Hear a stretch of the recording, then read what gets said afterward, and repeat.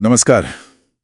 आज हम एक ऐसे इंसान के सफर पर बात कर रहे हैं जिसने सचमुच भारत में बिजनेस करने का तरीका ही बदल दिया। हाँ, एक आम आदमी से एक बड़े कारोबारी साम्राज्य तक का सफर। धीरूभाई अंबानी। बिल्कुल, शून्य से शिखर तक।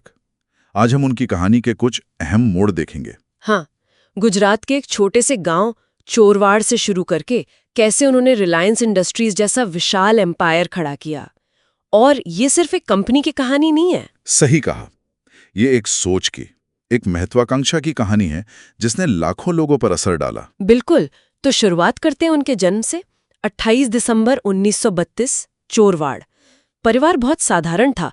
पिताजी स्कूल टीचर थे। हाँ, लेकिन कहते हैं कि उनमें बचपन से ही कुछ अलग करने का जज्बा था। और शायद इसी जज्बे ने उन्हें सिर्फ 17 साल की उम्र में यमन पहुंचा दिया। यमन? इतनी कम उम्र में?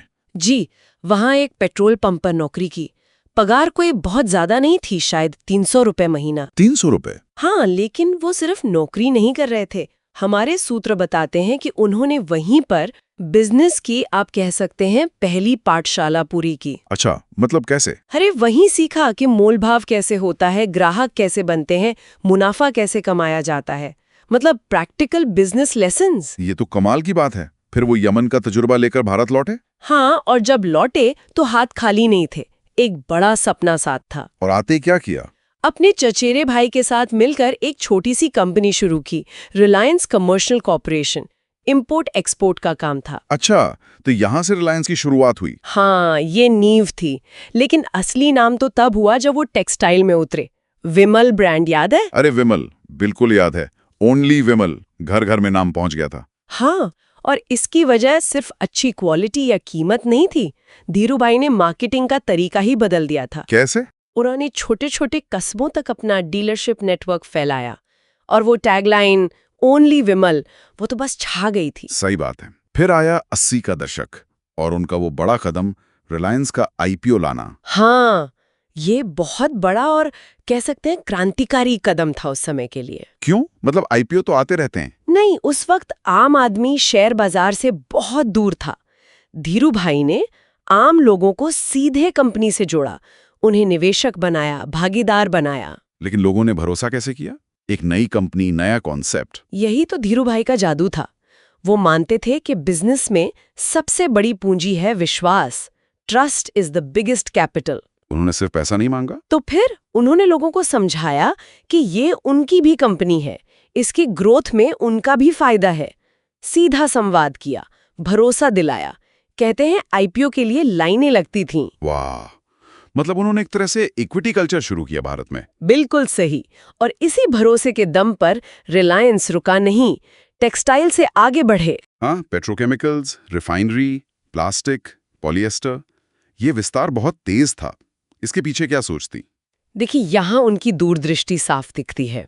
पेट्रोकेमिकल्स में जाना एक तरह से बैकवर्ड इंटीग्रेशन था। मतलब अपने टेक्सटाइल बिजनेस के लिए कच्चे माल पर कंट्रोल। एग्जैक्टली। लागत कम, दूसरों पर निर्भरता खत्म। हर कदम बहुत सोचा समझा था।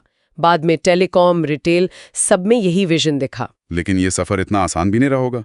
विवाद भी तो बहुत हुए, मीडिया से, ब्यूरोक्रेसी से, दूसरे कॉर्पोरेट से। हाँ बिल्कुल, चुनौतियां तो थीं, जबरदस्त थीं। लेकिन उनका रवैया बड़ा दृढ़ रहता था। वो हार मानने वालों में से नहीं थे। मतलब वो लड़ जाते थे? हाँ, वो मानते थे कि अगर लक्ष्य बड़ा है तो मुश्किलें आएंगी ही। उनका डटकर सामना करना होगा, भले ही इस चक्कर में उनकी छवि पर सवाल उठे हों कई बार। दृढ़ता तो थी। इसका असर सिर्फ बिजनेस पर ही नहीं, समाज पर भी तो पड़ा होगा। निश्चित रूप से।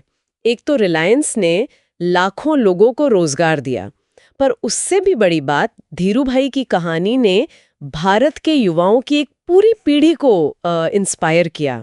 हाँ, ये दिखाया कि साधारण बैकग्राउंड से आकर भी बहुत बड़ा सपना देखा जा सकता है और पूरा भी किया जा सकता है। वो एक तरह से एस्पिरेशनल इंडिया के सिंबल बन गए थे।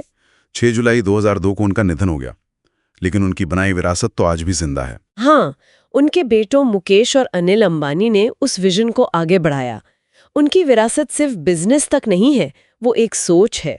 उनकी वो सोच, वो महत्वाकांक्षा, वो रिस्क लेने की हिम्मत, उसने भारतीय उद्योग जगत पर बहुत गहरी छाप छोड़ी है। बिल्कुल। तो कुल मिलाकर धीरूभाई अंबानी सिर्फ एक उद्योगपति नहीं थे, वो करोड़ों भारतीयों के लिए एक प्रेरणा थे, एक विचार थे। हाँ, और उनकी वो बात आज भी उतनी ही सच लगती है। बड़ा सोचो, जल्दी सोचो और सबसे आगे सोचो। और शायद यही हम अपने श्रोताओं के लिए एक सवाल छोड़ सकते हैं क्या सवाल? कि क्या वाकई एक अकेले इंसान की सोच, उसकी लगन, उसकी महत्वाकांक्षा में इतनी ताकत हो सकती है कि वो पूरे देश के सोचने का, काम करने का तरीका बदल दे? धीरू भाई की कहानी तो इसी तरफ इशारा करती है। सोचने वाली बात है।